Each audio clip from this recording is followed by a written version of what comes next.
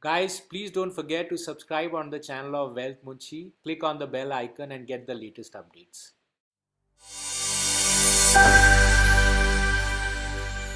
So friends, the previous three parts we had taken up your personal details, talked about your risk profile, we talked about your goals. Now the next part is your resources. This is an important part and the heart of financial planning. In this basically consists about four parts: the investments, income, assets and debt. Now there is a misconception a lot of people have that financial planning and wealth management are the same. It is not. Financial planning is basically understanding your risk profile, your goals, where you want to reach, etc. Wealth management basically helps you implement these goals, execute them, ending with a succession plan. Once a roadmap is done from your risk profile and goals where you want to go, the wealth manager basically makes a kind of a map to match your goals or investments, and he basically decides which path you need to take. Both of you, along with your wealth manager, mutually take an agreement that this is the right path. And if there's a roadblock also, the wealth manager will tell you what is the backup plan. Something like COVID happens, you should know what is the backup plan in case it doesn't work out. Most importantly, you need to realize is that you should always have a review done at least once in 6 months with your wealth manager to know exactly where you are and know if any changes needs to be done. Something like COVID happens, he can handhold you into a right way to guide you further. All your investments can be tracked via our app, which is actively managed, or our digital platform, which gives you all the details of all your investments. There is a saying, which I have always noticed in my experience for the last 20 years and 2 decades, that rich buy income generating assets.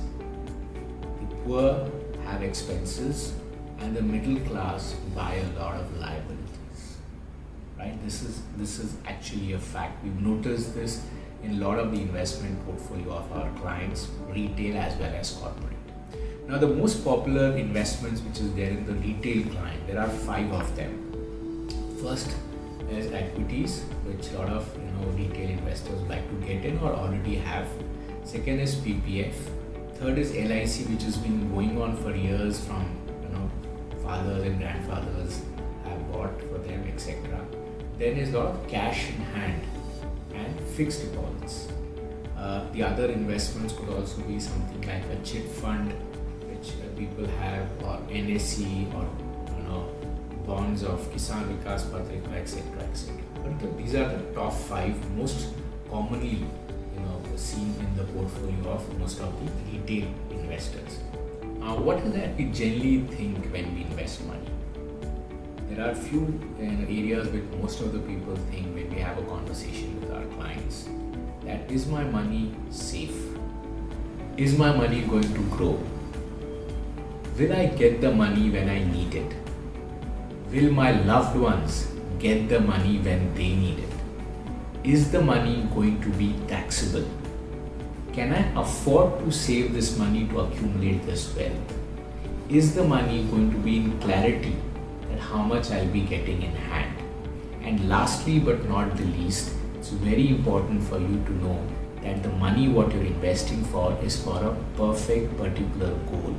A lot of times you've seen that people have invested money where the money comes either much earlier or later when the goal is there. Most commonly, owned asset is equities. Now, equities is something like if you're in a flight and you do not know, if you're not a pilot, if you do not know how to fly a plane, it's always better to have someone guiding you, because equities can be very, very, very risky at times. This is the reason most of the equities are there on the aggressive portfolio.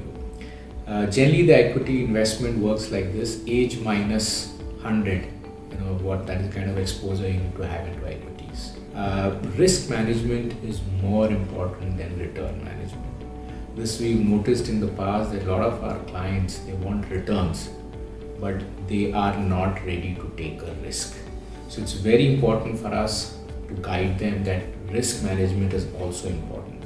And post-COVID, people have learned that doing risk profiling is very important, right? Equities are something which a lot of investors come when the markets are at a peak. That should not be the right way of investing. The right way of investing should be basically the markets are at the bottom or near the bottom, and that is where you should start investing with a goal in mind, or what is the kind of target return you're expecting, or what is the kind of price you want to achieve from the equity which you bought. We have basically three kinds of zones which we have made. One is green, yellow and red zone. Red zone is where the markets are high. Avoid investing in those parts.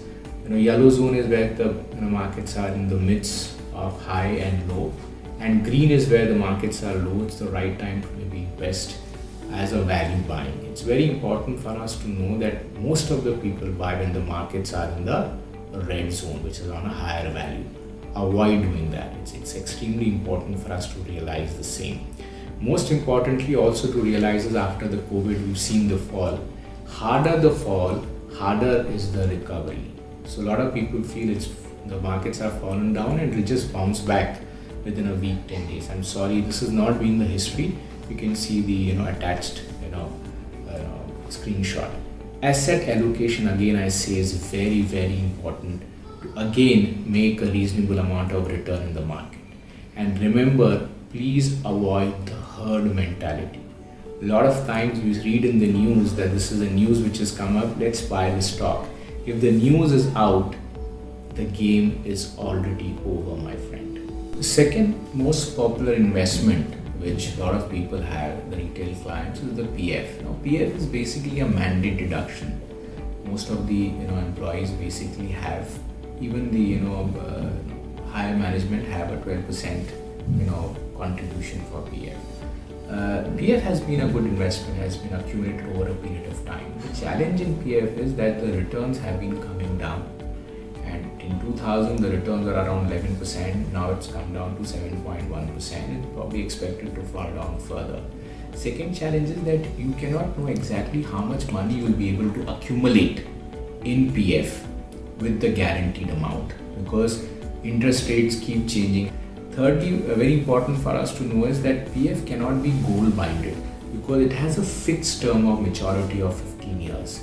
If someone needs the money in 10th year or the 20th year, might be possible to extend, but it's challenging if you need the money earlier. Fourth important point of PF we need to understand is that if you need money in any kind of contingency, you can only take a loan from the accumulated money. So it slightly becomes challenging, where the money is not available to you when you need it. And lastly but not the least, most of the people who are in PF invested do not necessarily have to invest again. It's always good to diversify your portfolio. It's always said that one should not invest all his eggs in one basket. Third, most common investment is fixed deposit. This is generally done unknowingly. People do not know the interest rates are low. A lot of people do not know the interest rates are taxable. And a lot of people also believe that fixed deposit is one of the best investments. After tax, it doesn't even beat inflation. So not a very good idea to overexpose on fixed deposits. Another kind of investment which is being done in a herd mentality is a LIC plan. A lot of people invest in LICs primarily because it has been a continuity from the parents who have been doing this in the same. We never had a lot of options before, that's true, but we have many more options available than LIC today.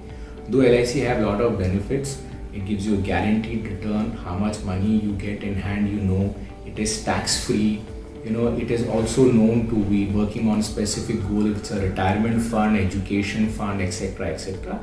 But still, probably there are more better options like mutual funds, which it's still not very popular in India right now. Fifth is a lot of people have cash in hand, and this I've noticed. A lot of my wealth managers have noticed that this keeps on accumulating because of the excess money left from your salary every month. Better to have have a liquid fund or a debt fund. The rate of returns are higher, easily accessible. You can transact from our app and our portal, and the money can be in your account in 3 to 4 working days, and at the same point of time it gives you a better return than the savings account or the cash in hand. These are some of the 5 most commonly invested areas by a retail client. These were the most commonly seen or most popular investments we have seen in the retail portfolio. Maybe in the next video, we'll talk about the other resources which we work on is income, assets, and debt. Thank you so much for your time.